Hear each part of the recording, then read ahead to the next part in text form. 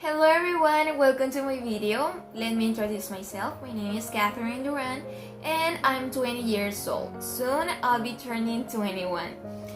I'm currently living in Barranquilla City and in general this is a good place to live in. I'm the kind of person who likes to learn as much as I can. I'm so interested in art, music, photography, dance and languages. Currently I can communicate in English as well as Colombian Sign Language. I'm learning Korean and Portuguese at the same time. I consider that I have a basic level with these last two, but I'm trying to do my best to learn as fast as I can. I love teaching. I consider that this is an opportunity to exchange knowledge with the students and help them to improve their abilities in English. In this semester, I hope to work with you as well. And let's continue with the second part, which is to answer the questions. So the first one says, what is the purpose of this course?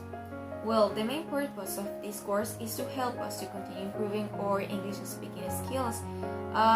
It can be possible through synchronic encounters where we will have the chance to practice with each partners belonging to this course and exchange knowledge between us. The second question says, how many learning outcomes can you find in the syllabus? Well, on the syllabus we can find 4 learning outcomes.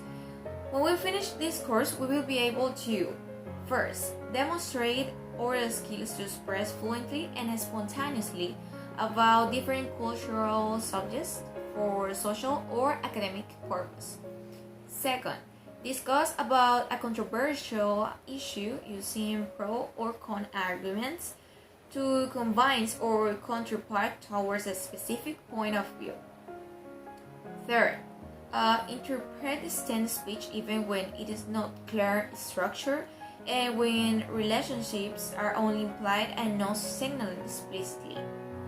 And fourth, describe complex subjects with clear and detailed information, developing particular points and rounding off with an appropriate conclusion. The third question said, what are synchronic interaction activities? Well, the synchronic interaction activities are auto-production tasks in the given sets of real-time interaction, and it will be with the presence of the tutors and the partners of the course. The fourth question says, how many activities does this course have? Well, this course have 3 stages, which are divided as follows. First, we have the initial, which is of just one activity to develop. Then we have the intermediate, which is to develop 4 different activities. And to finish, we have the final, which is just one activity to deliver. 5th question is says, which activities in the course imply real-time interaction? Where it's from task 2 to the task 6. So with the task 2 is called partaking in 8 weekly mandatory encounters. The task 3 says debating about controversial issues. The task 4, we have the speaking part of Cambridge C1 Advanced. The task 5, we have the standardized test listening quiz. And finally, the task 6, to delivering a speech through a web conference system. Question number 6. It consists on summarizing with my own words the course roles and conditions. Well, in general, the roles and conditions for the course development is summarized in first, be respectful with the tutors and partners during the interaction through these encounters. Also, it clarifies the importance of the institutional email working properly, because it may be a way through our tutor can send us some relevant information to the encounters and regarding the course. Furthermore, to start my participation in the weekly mandatory encounters, I must be aware of the instructions given by the course director. Every Friday or Saturday, I'll have to be checking the material and instruction in the course internal email to participate in the following week's encounter with the assigned tutor and peers. So in general, those are like the most relevant aspects to take into account to develop the class and achieve the goals set by the course and the tutor as well. And finally is the last question, and it says, is your institutional email working properly? Well, to be honest, yes, it is working. I know my password, but the thing is that I don't use it too often, but I think that to this course I will need it a lot. So I'm going to continue with the step 2, which is a reflection upon English language awareness. Well, when I was in school, I was selected to study English with a program that the government established, which was called Contact Barranquilla. When the program ended, it was supposed that every single student had acquired a higher level than the one we had when we first started the course.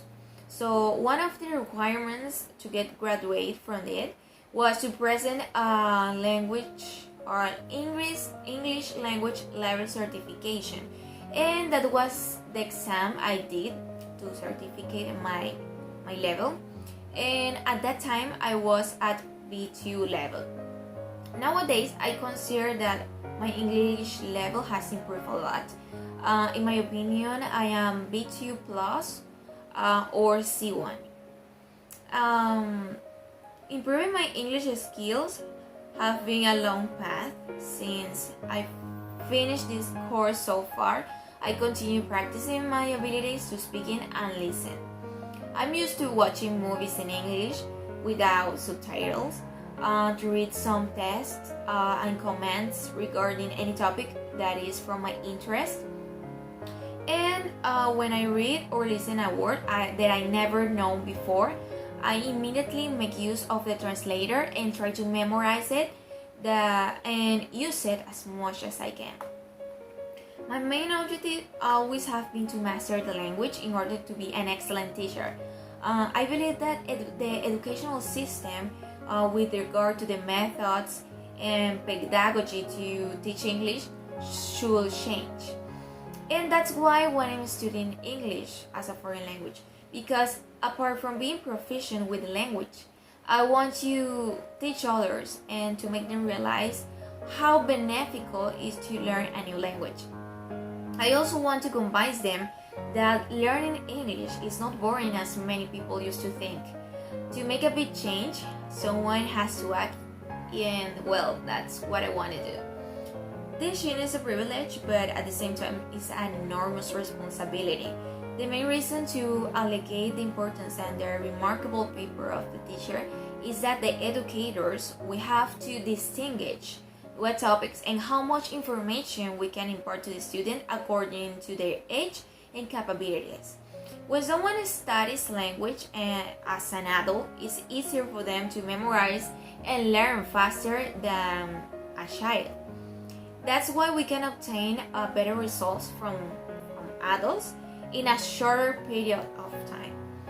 Instead, the child tends to learn slowly a new language since they're just practice at the school the target language. But they struggle with learning some new vocabulary and the basic structures to speak in English, different from the adult. Well, despite it, learning a language is an amazing experience that everyone should live. If someone is an adult or whether it's a child, they should acknowledge that we never finish learning a language. Every day we find out new expressions and terms, and it generates a sort of personal satisfaction. Well, I thought I talk about my case because I can certainly confirm that this is true. My plans from now on are to continue learning language, especially because it will give me like another perspective of the world, and I would love to get to know many cultures and live the amazing experience to exchange memories and experience with people around the world. For that reason, I will set a goal of learning as many languages as I can and continue improving the ones that I already dominate.